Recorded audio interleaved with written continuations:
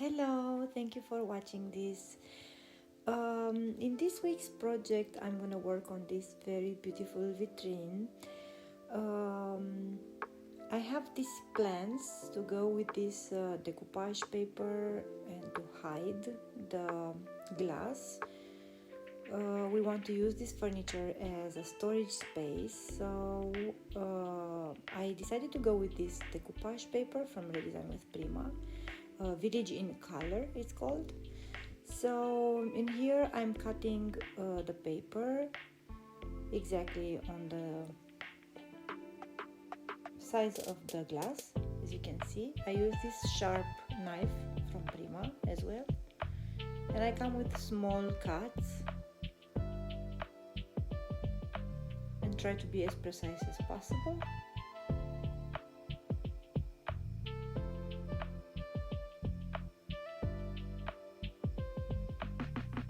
And then with the decoupage gel, also from Prima, I come and I apply one good coat of this decoupage gel.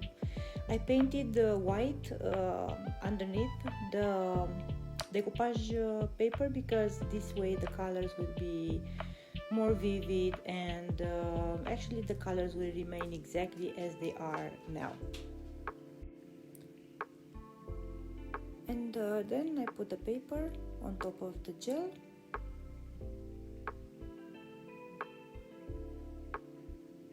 I come and I remove all the air bubbles. I come and I cut then the extra if I have and where I have.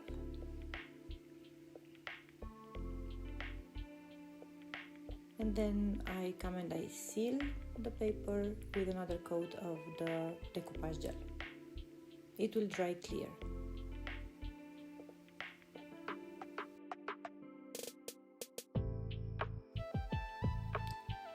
And now for the base coat, I will use graphite from Annie Sloan and her oval medium brush.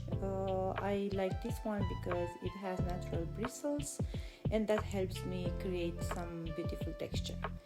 This is coat 1. I need a dark background because I will come with, as you can see, I'm coming with the Oxford Navy as one of the colors. And these are the other colors that I'm gonna mix. I want to create a beautiful sunset over this warm, beautiful village. So let's get started. Let's make the sun. I come and I place Barcelona orange on top. I really envision this as a sun. So I come with the orange and then I'm mixing the yellow, and then I go into a soft white, and then I go into the Oxford Navy. This is coat 1, so I don't want to go for anything perfect. I just want to place one coat, solid coat of color. As you can see, I'm tapping the surface. I don't take too much paint on the brush. I prefer to go lighter, and anyway, I'm gonna come with the second coat anyway, so.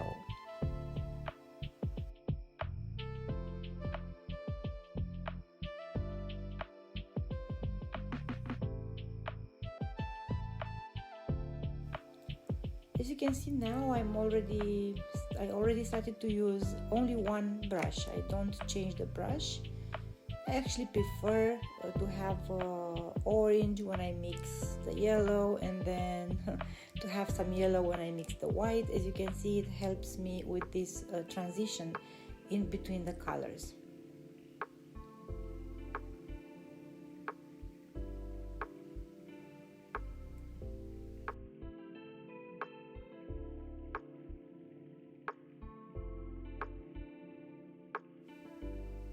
And also I come a little bit on the paper with the paint, and this way I'm covering the margins and I'm creating some texture which helps me to hide the margins of the decoupage paper. So I really make a seamless transition between the paper and the painted area, if that makes any sense. I hope so. And now I'm coming with the Oxford Navy, and I do the same. As you can see, I did not change the brush, and this is coat 1.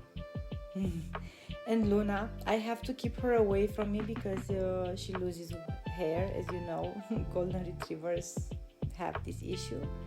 So I make a border, I make this barrier and keeping her away while I'm painting. Poor Luna, but she stays there with us.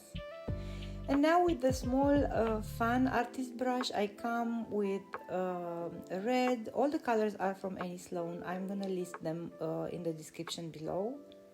This is Emperor Silk.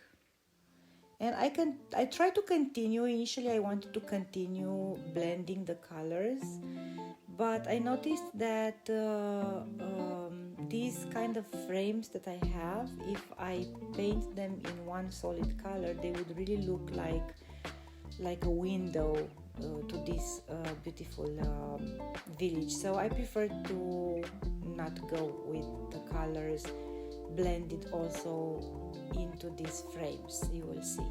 So I have only here a little bit, but the rest I kept as a frame. But you see what I wanted? I wanted to connect the drawing initially. And I said, nah. Changing mind. It's something that I always do. So, and I just tap.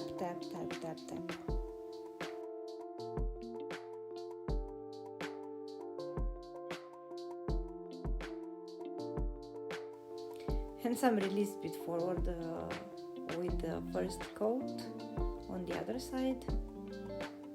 So you see how I'm cleaning the edges and keep the paper clean. Only a little bit of paint I want on a very thin margin of the decoupage. The rest I'm cleaning with a clean wet microfiber cloth. And here I wanted you to see how I connected. As you can see, the gray areas are the ones that I didn't have decoupage on. And so I'm coming and I'm playing with the colors on the paper and on the surface where I don't have paper. And I create this seamless transition between the paper and the painted area.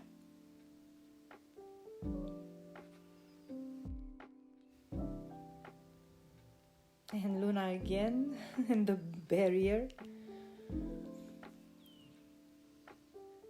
Let's get back to work. Yeah, that's me. That's me. So now I blend the coat 2 of paint, going with the same colors over the surface.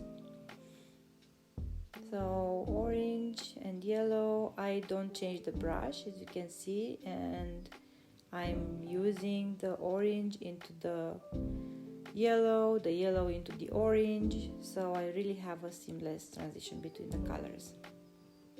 And by tapping I also get some beautiful texture. And now with the white,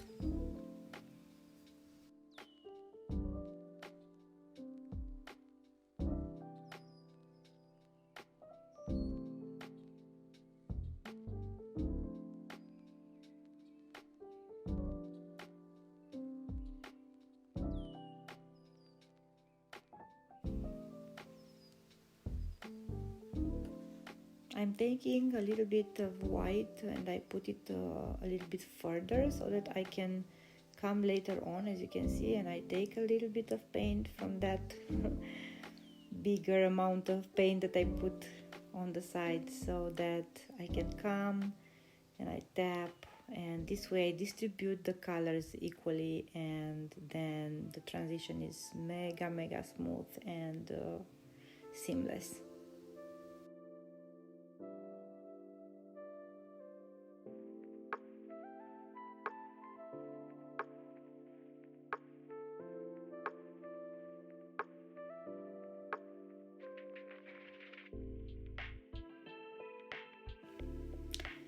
And now I will introduce the blue Oxford navy,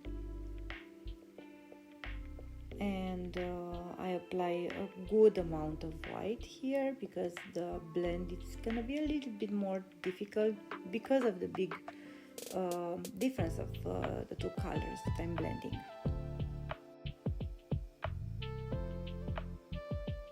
And I come, this is a different brush this time, so white is white and this one is with the blue.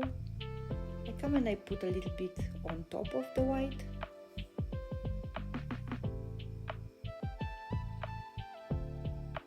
Make sure I paint also the frame everywhere. This is the last coat of paint, so it has to be the finished one, the last one.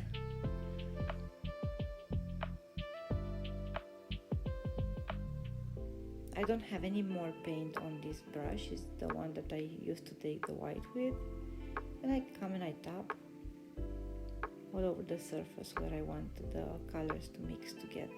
I find this kind of blending the easiest one, especially if you want to achieve this transition on a small area, not a big one. If you want a big one, then the best way is to go with a little bit more water, misting the surface. That's the easiest part, the easiest way for me. But for smaller areas like this one, this tapping is the best. And the only thing is that you have to insist. As you can see, that's why I don't put on speed, so that you can see how much time I actually come back and forth for achieving this result. And I wanted to show you also how I come with a clean wet microfiber cloth and I remove all the excess of the paint, the one that I don't need. I leave some because on top of it I will put some gilding wax, and so this will help me with the gilding wax to have a better adhesion to the surface. So I need a little bit of paint and the rest I remove. It is the next day and it's a beautiful sunny day, which really helped me to see better how the light comes on the piece and how I should create the shadows. So I come with a heavy coat of dark wax from Annie Sloan over the piece I applied before the clear wax. And so I distribute it more on the low points of the furniture and less on the higher points of the furniture. And anyway, the excess I clean, as you can see, with a clean and dry microfiber cloth, which also has a little bit of clear wax on it, so I can easily remove the excess of the dark wax. So I go all over where I want the surface to be cleaner. And with this brush, it's made out of silicone. I like to create some accents of dark wax because it is very rigid. It really helps me to put the dark wax into the texture a little bit better. I find this tool quite useful. It's also from Redesign with Prima.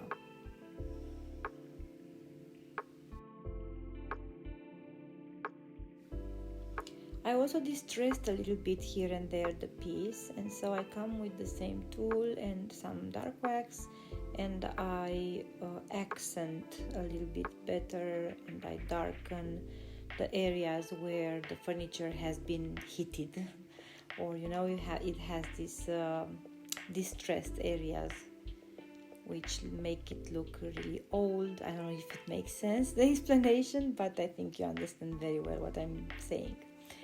And now it's the favorite part, my favorite part, the gold gilding wax. I come and I create the lights. So as you can see, I go and I put gold gilding wax on the high points of the furniture, making it look like the sun is really hitting the surface. And it really looks nice. I hope you like it. I love how the surface gets when I put the gilding And this fan brush, it helps me to distribute really equally, like the sunrises, to distribute very nicely the gold on the surface. It's really a very good tool, this brush. And on the dark, it's even easier to see what I'm explaining. You see how it really distributes, and yeah. I barely touch the surface, especially when I load the brush with the gold. I really barely touch the furniture.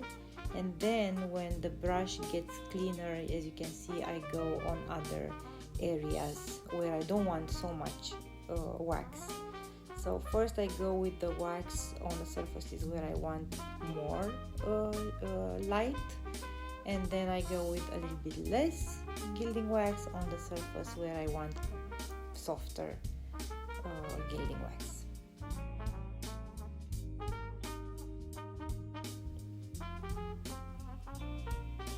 Feathering the gilding wax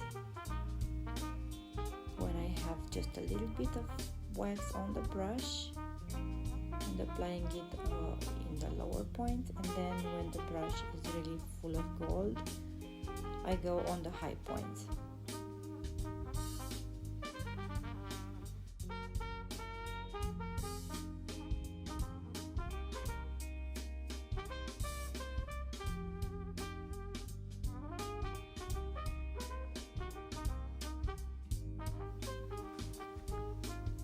And the barrier has been broken. The two managed to move one of the chairs and they escaped. They are so cute. I love working with them, but Luna leaves a lot of hair and I don't want it on my furniture. Hey, hello, kisses. And now let's get back to our project.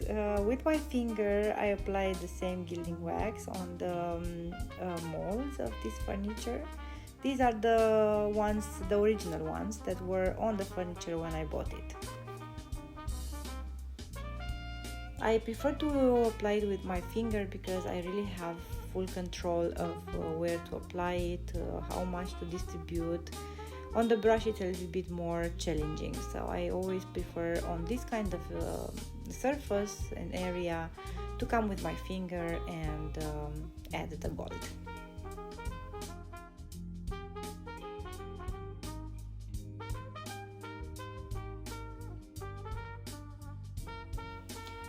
And it's ready, and I love it. My village in color and with this beautiful sunset. I absolutely love how this project turned out.